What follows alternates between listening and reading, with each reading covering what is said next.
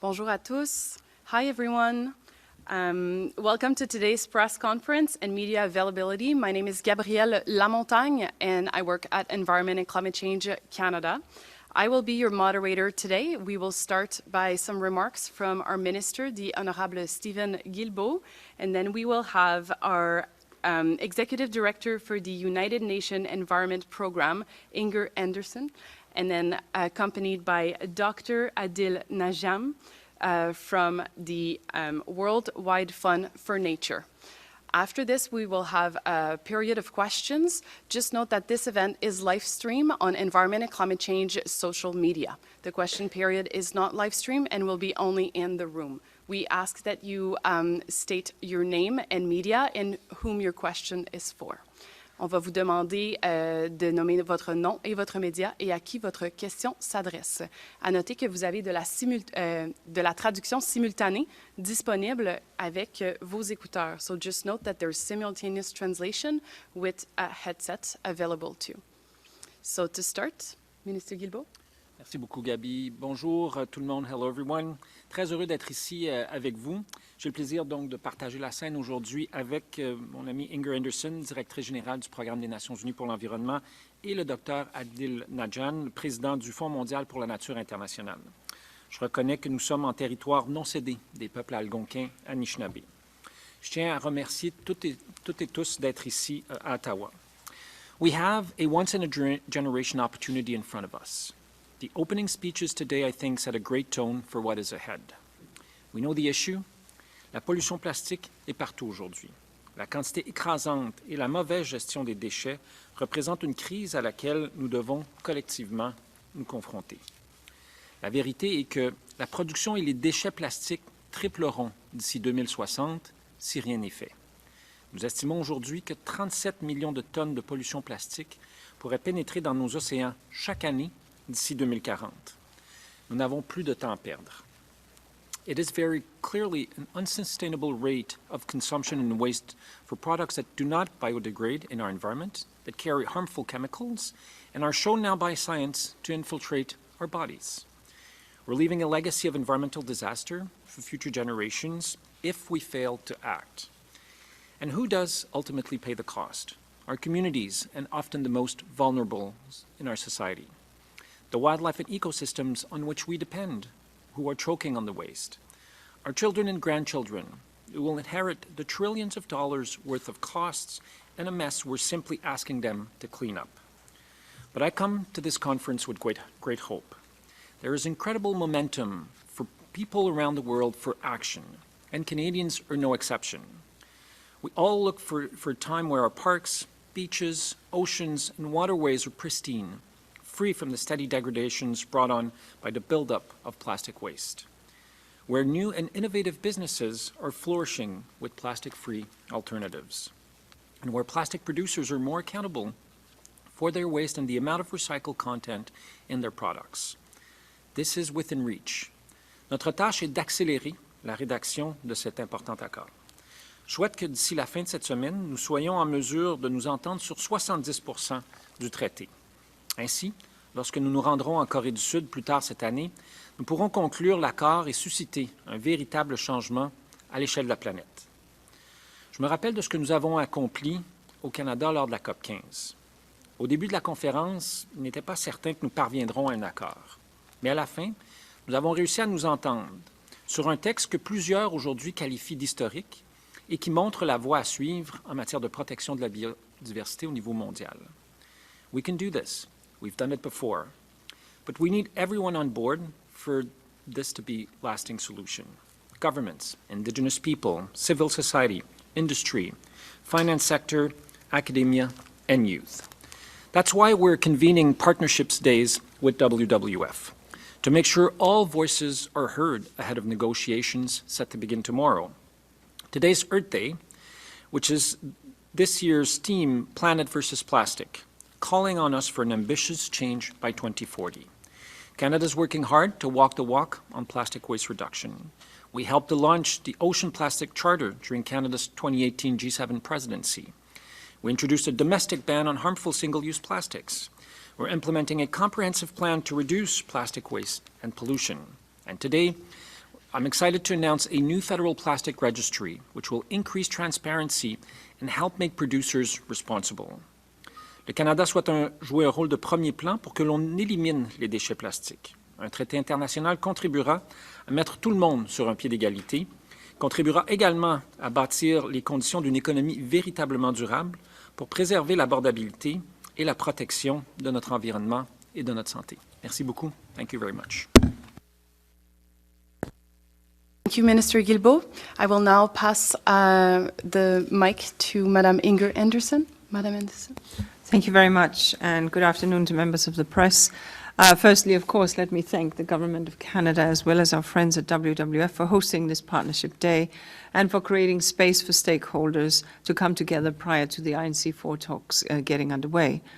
It's just 2 short years ago that the United Nations Environment Assembly gavelled the resolution, and committed us to this journey to establish a new deal, a new agreement that addresses the full life cycle of plastic pollution, including in the marine environment. And now, here in Ottawa, we are on the cusp of securing a just and ambitious treaty that addresses that full life cycle, a deal that could allow us to protect nature, to protect our very own health, and of course the climate, and help create jobs and opportunities and growth for people for generations to come. For that deal to be ambitious, the instrument needs to have certain elements. And as I've said before, these elements are absolutely critical for it to land with the level of ambition. And given the stage where we are in the negotiations, I'll repeat these elements. First, we have to agree on clear, measurable targets that have to be time-bound. Second, we have to agree that single-use and short-lived and problematic plastics that are unnecessary can be eliminated. Third, we need to redesign the products that we do have, whether it's the products that we envelope in plastic or whether it is the plastic product itself. Fourth, we need to agree on a broad strokes EPR, Extended Producer Responsibility Scheme, that will allow us to have take-back schemes and overall reduction. Fifth, we need to strengthen recycling. Recycling is critical, and that means we have to invest in environmentally sound waste management. 6, we must address chemicals of concern and polymers of concern. Workers and users are being exposed to hazardous chemicals in plastics, and we need to find alternatives that will safeguard ourselves and our planet. 7, whenever you have a deal, it's only as good as how we report and observe on it, so it has to be transparent and reportable against the targets that we agree. 8, we have to have some sort of financing behind this, well recognizing that the private sector will be an important element here. 9, justice, a just transition for the waste pickers and for many others involved, communities, etc. There are 20 million waste pickers who today serve as a global sanitation workforce in the global south. They need to see just transition as we move into more modern recycling. And 10, of course, we need to address what is often referred to as legacy plastic, that plastic that will wash up on our shores long time after we've closed the plastic gap. These are the elements that I want to see movement on in these coming days. This is what we need to stay focused on so that we can deliver what we have promised. There is a degree of negotiation fog whenever you go into negotiations like this. Do not let that distract ourselves. The good news is that we're ready for these negotiations to formally begin tomorrow. The current draft text, which, yes, is extensive. That's how it works. You come up with the first drafts, and 193 member states will add options. That's how we work in the UN. So the draft balloons, and then you sit down and you fiddle your way through, fiddle is the wrong word, you work your way through that so that you will identify where agreement can be made while still achieving ambition. We have to have we understand that the substantive provisions are there. We understand that means of implementation is critical. We know that implementation measures have to be in place.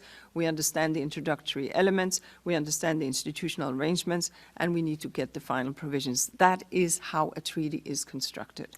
So momentum is growing outside the negotiating halls too, Part of the Partnership Day is what is doing this. People across the world are demanding change and are looking to Ottawa to be the place that we make that step forward. Businesses are innovating on new products and asking for clear long-term goals and global rules. And UNEP Financial Initiative just released a letter from 160 financial institutions representing $15.5 trillion in combined assets that called for an ambitious international treaty. So we have, as Minister just said, a once-in-a-lifetime opportunity to profoundly change our relationship with plastic. This can be the moment when we turn the tap off on plastic pollution waste. We cannot waste this chance. I look forward to your questions. Thank you. Thank you to our UNEP Executive Director, Madame Andersen. Now I will pass the mic to the President for WWF, Dr. Adil Najam. Thank you. Thank you very much, everyone, for being here, and thank you for those remarks, both from the Minister and from the Executive Director. Earth Day greetings. Let every day be Earth Day. We now find ourselves at the fourth and penultimate UN talks on global plastic pollution treaty. Today on this Partnership Day, we at WWF are extremely proud and happy to have been a part of bringing together various constituencies, various stakeholders, communities, indigenous people, business, science, certainly governments. But from tomorrow and into the next week and then into the next month, all eyes will be on governments and what happens as this treaty comes together through the process that was just being described. The process is messy. The process is important. That is why it is messy. That is why it sometimes looks difficult. But that is why it needs to be taken with the seriousness that it deserves. An important question that I am betting is on everyone's mind here is whether we can get a treaty by the end of 2024. In some ways, I would posit to you that is the wrong question. The question is, how do we get a treaty by the end of 2024, so that it is not a question of if, but it is a question of what it will take and what it will take for all of us to bring that up. While it may seem that we are a long way off from where we need to be, WWF believes government can make good on their promise to forge an impactful treaty to end plastic pollution by the end of 2024. Despite setbacks at INC2 or INC3, we have seen governments emerge as leaders in this space, championing key measures and pushing negotiations forward.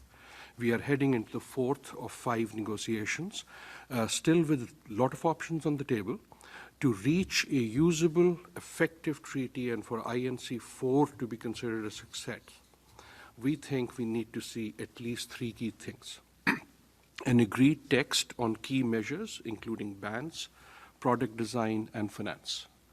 A mandate for the chair to produce a new, updated zero draft. An agreement by all countries for formal intersessional work to take place between INC4 here in Ottawa and INC5 to advance negotiations and make progress on key decisions so that we get into Korea knowing that we will have a treaty in 2024. Just beyond the halfway mark of these negotiations, we know that at least 59 states support binding global bans on the most avoidable and unnecessary plastic products. That's 59 countries. We know that 105 countries support binding global bans on hazardous chemicals and polymers, and 78 countries support binding common design and performance requirements to ensure product and safe and easy to recycle. That is progress. That is what we need to build on, to take those numbers and take them to a global consensus and build that here in Ottawa and then onwards on our road to Korea. As such, we may not get everything we need immediately, but the treaty must include as a bare minimum, A, global bans on the most harmful and avoidable products and chemicals. B, product design requirements to ensure all remaining plastic products are easy and safe to recycle and reuse. Financial support for all countries, particularly for least developed countries and small island states, to implement global rules at a national level. All of which must be underpinned by an evidence-based mechanism that can ratchet up, that will ensure that the treaty is gradually strengthened over time. That, I think, is not only necessary, but is doable.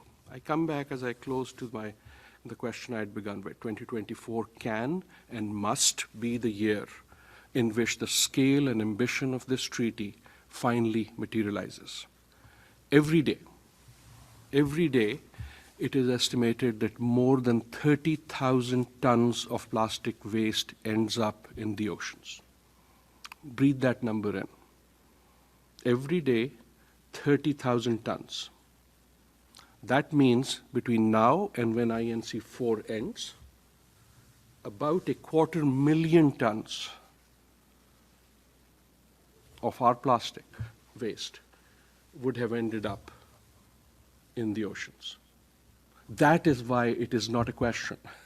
It is not worth investigating what will happen if we don't get a treaty.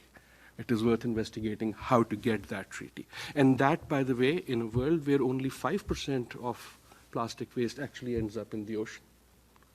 And that in an ocean which already has an estimated equivalent of 30 billion half-liter bottles worth of microplastics in its waters. That's the argument of urgency. But I hope, Minister, you and your colleagues will be focusing on the argument for action. Thank you very much. Thank you so much, Dr. Najam, the President of WWF. Thank you, all speakers. We will go to the question period. On va passer à la période de questions. I will ask you that when you are selected, please stand up for our speakers so it will be easier, and state your name in media and who your question is for. La première question sera à Elisa Serret.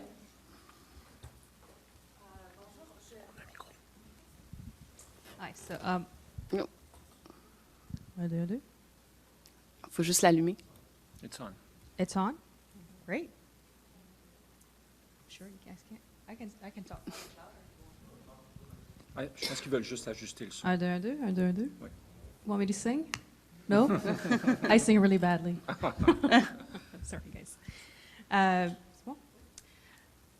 Question qui revient beaucoup quand on discute avec des scientifiques, c'est les seuils pour le niveau de produits chimiques, les seuils pour les types de nanoplastiques que l'on considère comme étant des problèmes de santé publique. Est-ce qu'au terme de cette semaine, on va essayer d'établir certains seuils pour certains problèmes? I can maybe say in English if it's easier for you guys. So a lot of scientists I spoke with are saying we need to figure out some thresholds for toxicity for certain plastic, for public health concerns. Is it, at the end of this week, do you guys hope to put some kinds of thresholds in that text? Thank you. Vous voulez que je réponde en français ou en anglais? En français. D'abord, clairement, et je vais faire écho à ce que Inger et Adil ont dit, les solutions à la crise de la pollution plastique, ce n'est pas le bannissement, ce n'est pas le recyclage, c'est un ensemble de choses. Et je pense que c'est ce qu'on essaie de faire au Canada.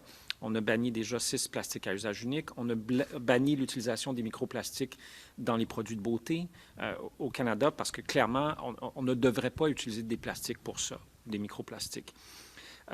Je pense que notre objectif cette semaine, alors comme Inger le disait, le texte, il y a beaucoup de choses, la dernière version du texte qui a été présentée au Kenya, et c'est dans l'ordre des choses. C'est pas inhabituel. Vous vous rappellerez qu'à Montréal, lors de la COP 15, on est passé d'un texte au début qui avait 5000 parenthèses, un texte qui en avait 20 000, et en l'espace de 2 semaines, on a réussi à tout nettoyer ça et avoir un texte sur lequel tout le monde a pu s'entendre et que plusieurs considèrent comme étant un accord historique. Alors, on sait comment faire ça, on l'a déjà fait. Cela étant, Ottawa, ce n'est pas la fin du processus, il reste une autre étape après la Corée du Sud. Alors, l'objectif que nous nous sommes donné en tant que pays hôte, c'est de travailler avec l'ensemble des pays pour arriver à ce que l'on s'entende sur le plus grand nombre de choses possibles. Et il y a des choses, vous savez, c'est un accord typique des Nations unies. Alors, il y a le préambule, les principes, l'action nationale, la mise en œuvre. Donc, il y a des choses sur lesquelles nous nous sommes déjà entendus en termes de préambule, en termes de principes, dans d'autres accords semblables, biodiversité, climat. Réglons ces trucs-là rapidement pour qu'on puisse arriver à se concentrer sur spécifiquement la question des plastiques. La question des seuils est un des éléments qui est discuté. Est-ce qu'on va réussir? Difficile pour moi de vous dire où on va atterrir, mais je pense que l'objectif, c'est de faire du progrès sur l'ensemble des éléments pour que la Corée du Sud puisse avoir un texte qui soit gérable et que dans le temps qu'elle aura pour tenir la conférence, et je ferai écho d'ailleurs à ce que Nadil a dit également, il faut absolument qu'on s'entende pour qu'il y ait des sessions de négociation entre Ottawa et Busan pour arriver à clarifier certains éléments, notamment des éléments au niveau scientifique.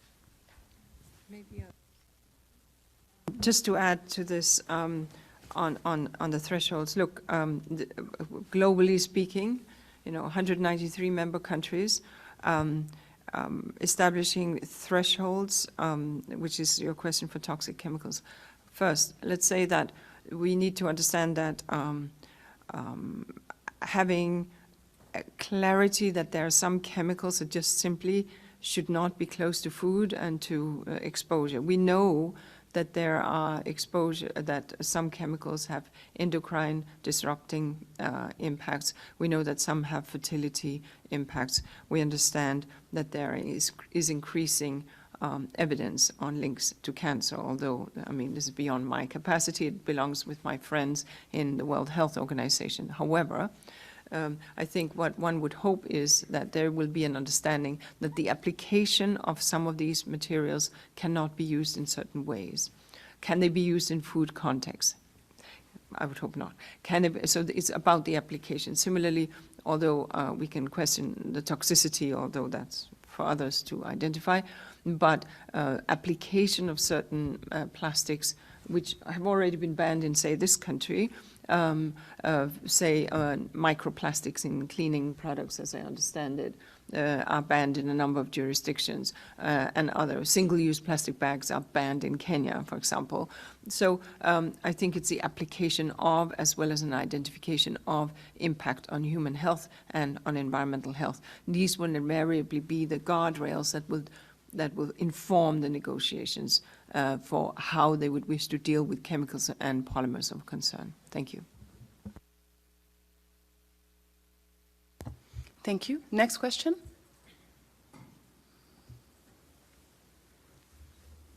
Thank you. Hi, I'm Steve Tolikin with Plastics News. Actually, this is my third INC, so interesting. Yeah, it's an interesting process. I guess I have a question. The statements this morning from the diplomats were quite a bit more detailed than previous events, I think, previous INCs.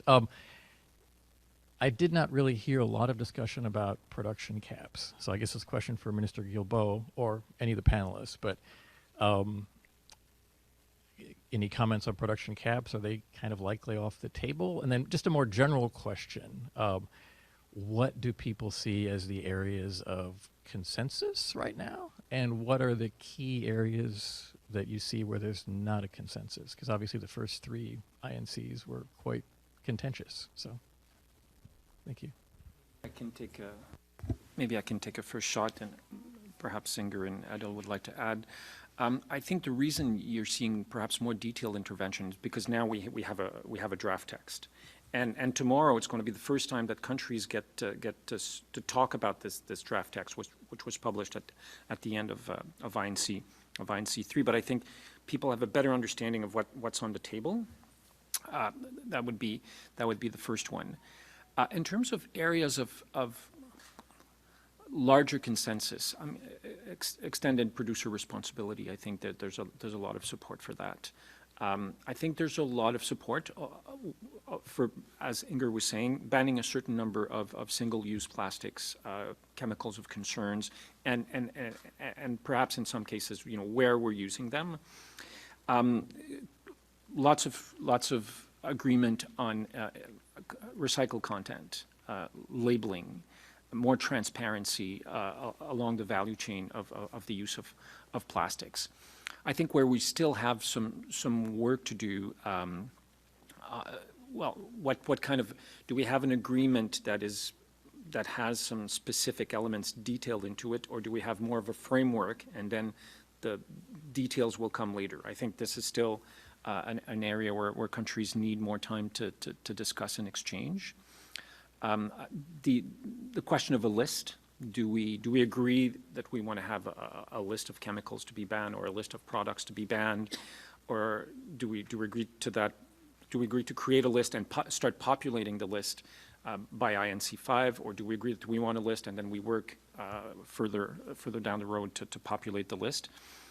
We have examples. I mean, Adil, this morning you were talking about the Montreal Protocol. The Montreal Protocol started with a certain number of chemical substances, and it has grown over time as science has evolved, our understanding of the impacts of certain chemicals on the ozone layer. Innovation has evolved. So perhaps you start with a smaller list that can grow over time.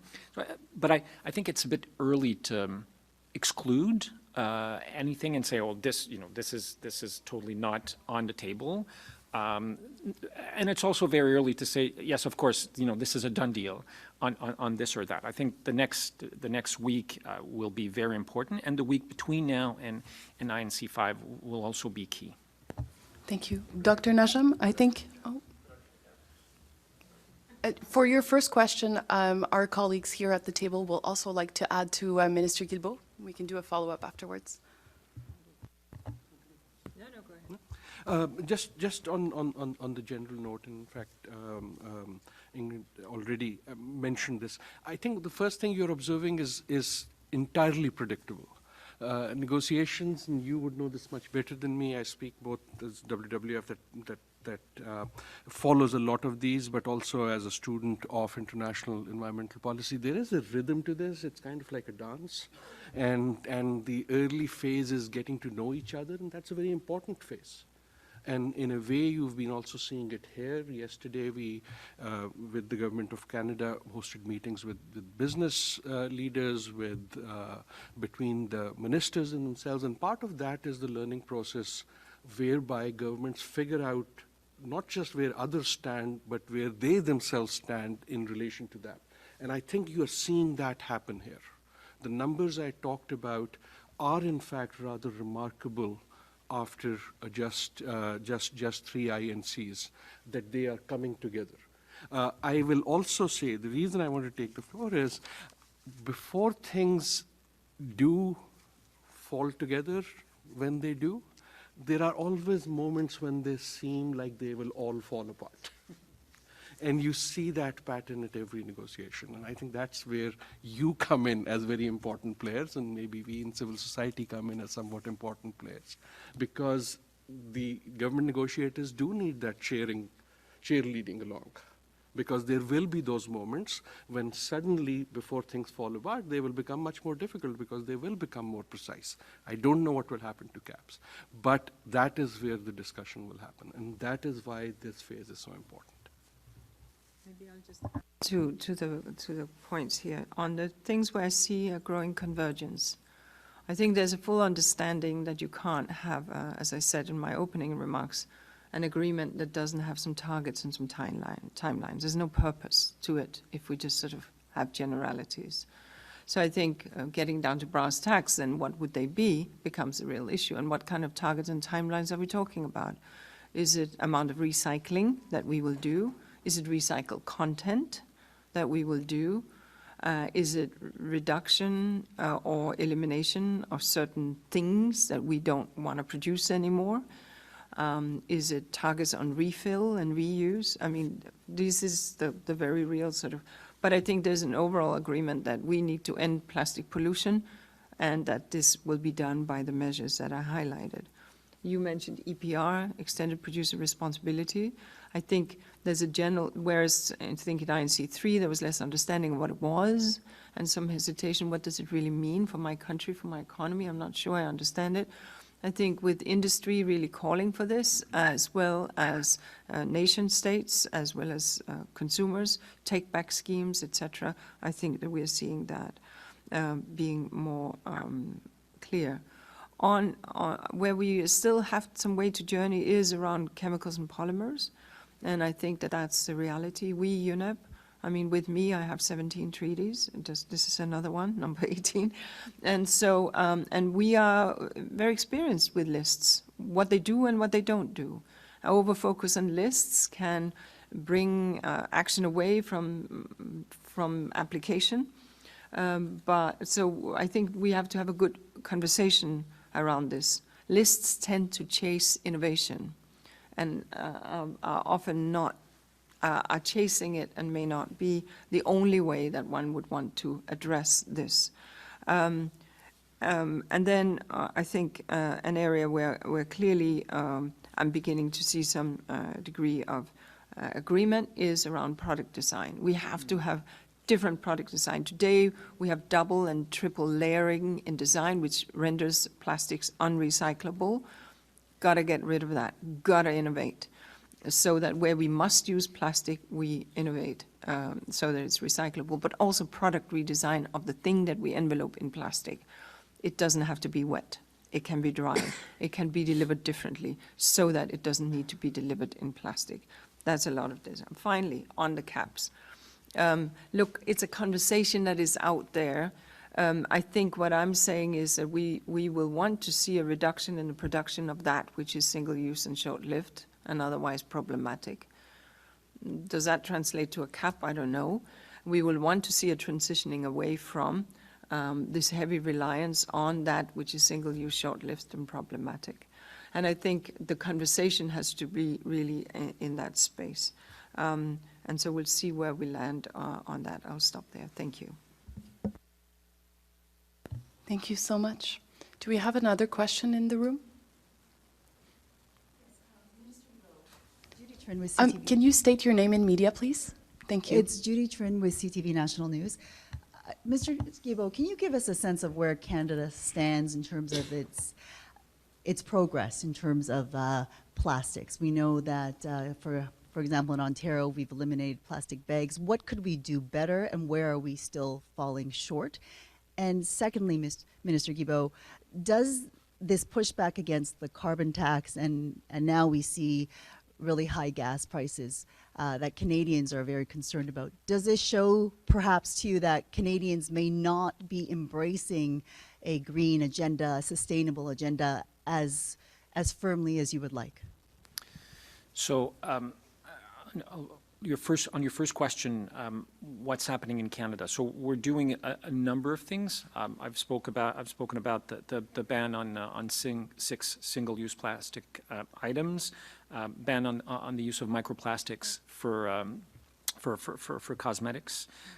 We just announced today a federal plastics registry, so we know what kind of plastics are being produced in Canada, what are they being used for, and where are we finding them in the value chain of plastics. We're working on regulating the increased use of recycled content for plastic production, labeling, extender producer responsibility with provinces and territories. We have an agreement with PTs on that. So I think I would venture to qualify our action in Canada as we've started putting in place measures, but we have lots more to do. In terms of carbon pricing, I mean, it is interesting that the Conservative Party of Canada would scream bloody murder because on April 1st, carbon pricing made the price of gas go up by 3 cents, while they never talk about the rebates that Canadian gets, where 8 out of 10 Canadian families get more than what they pay. But they won't say anything about the 20 cents of increase from refineries.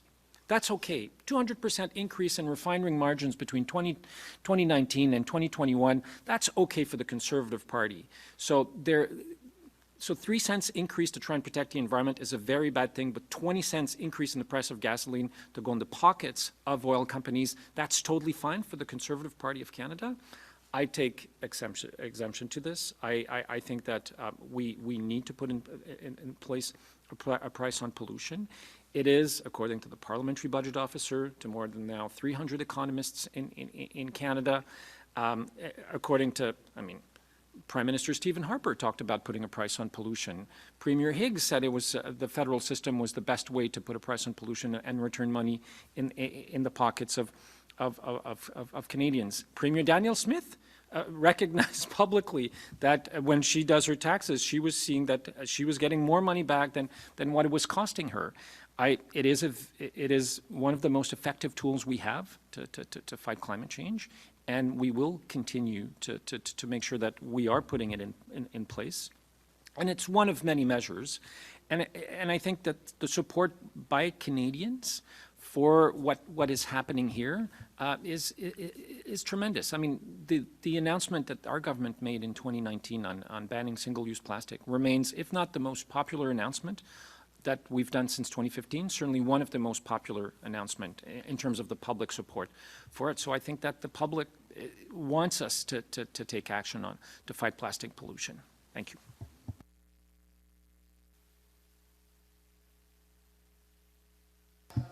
I believe you had two questions, didn't you? So that. Just note that we only have 5 minutes left in this room, and there are other questions. Would you mind just sending me, I'll come and get you after this, and we can set up additional time later throughout the day. Thank you so much. I have Susan here, and then Mia, and we'll stop right there. Just be mindful, we have just a couple of minutes left in this room. Go ahead, Susan. Given the size of the problem, Susan Ormiston, CBC, given the size of the problem that's well described, and I think that many people around the world realize it,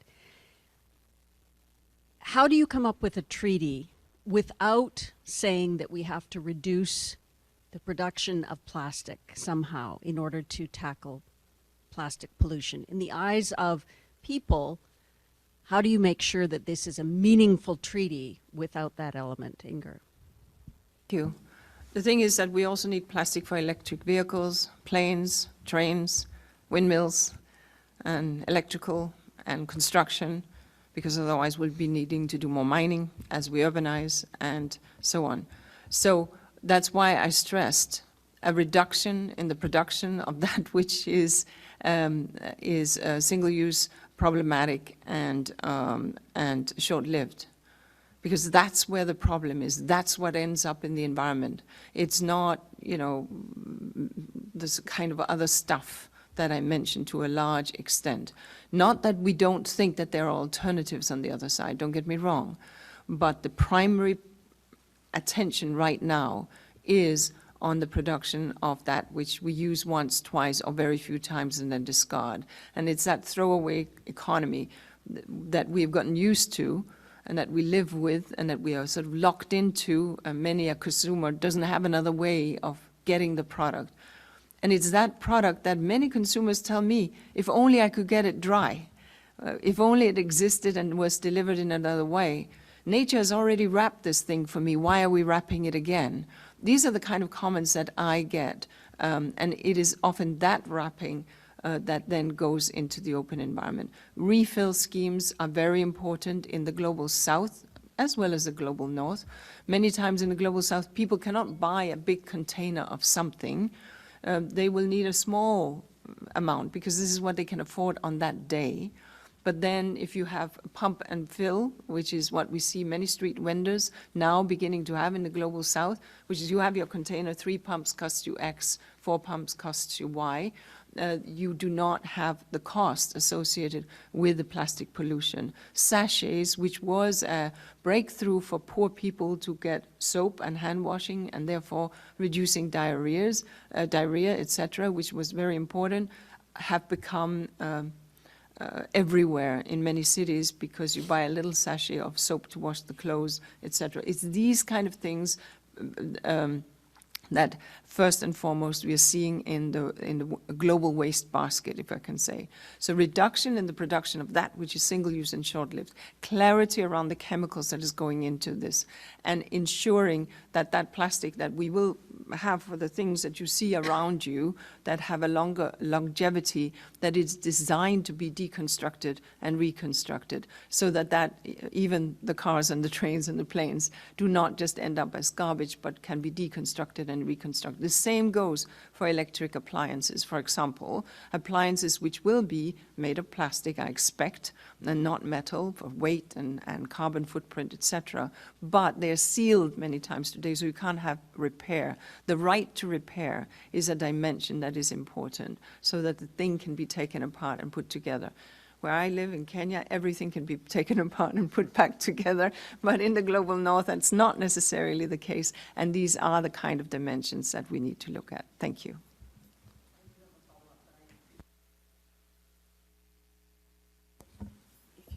Very quick, because we need... We can improve recycling enough to make a difference, given the predictions for the growth of plastic and the growth of plastic pollution? I mean, make a difference meaning really tackle it. We can improve recycling. We must improve recycling. But we must also be clear, there is no pathway out of the mess we are in with recycling alone. Exactly. Mm-hmm. That is why my colleagues are talking about, everyone is talking about product design. That is about what Inger was just talking about. People have demonstrated that they are willing to take action. People in a grocery store want better choices. So the simple voluntary path, voluntary is great, we can do better. Similar with recycling. So all of these are parts of the solution. What is not so is we can get a solution simply out of by this. And that is a mistake we made when we first went on the recycling path. You know, just the number of R's we have keeps expanding, as it should. And the most important R is not even an R, it is wise use of the bounty that we have on this planet, right? Including in our use of plastics. So yes, I hope recycling can be improved. Yes, I'm sure it can be improved. But no, I do not think there is a pathway simply by recycling our way out of this mess. Thank you. Last question. Yeah, Mia Rabson from the Canadian Press. Minister Guilbeault, I'm wondering if you could just walk us through how you expect this registry to work, in particular, how you think companies will be able to track the plastic they produce all the way to its end use.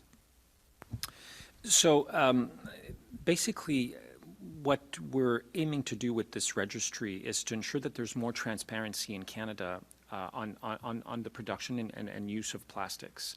It is hard to tackle a problem if you don't know what it is, where it is, what's being produced. How could we fight climate change if we didn't have annual greenhouse gas inventories looking at what different industries are producing in terms of GHG? Are they reducing? Are they increasing? I think you can think of the plastic registry the same way one would think about our national inventory reports. Number one, how will industry will do it? The Government of Canada, by and large, our regulatory approach tends to give objectives to industry and then let them figure out. And that's certainly what they've told us. Don't be prescriptive about how you do regulations. Tell us the goals you want us to achieve, and we'll figure it out. We know how to do that. So how will the companies go about, I mean, you know, they know what kind of plastic they're producing. They know who they're selling it to. They know what happens to this plastic. So it's just a matter of putting it together and making it accessible to the public, to scientists, researchers, NGOs who will be able to track and follow what is happening with plastic production and plastic use in Canada. Thank you. Thank you so much. Thanks, everyone. That's all the time we had. Merci à nos speakers. Madame Andersen, thank you so much. Dr. Najam, merci. Merci, Monsieur Guilbeault. À bientôt.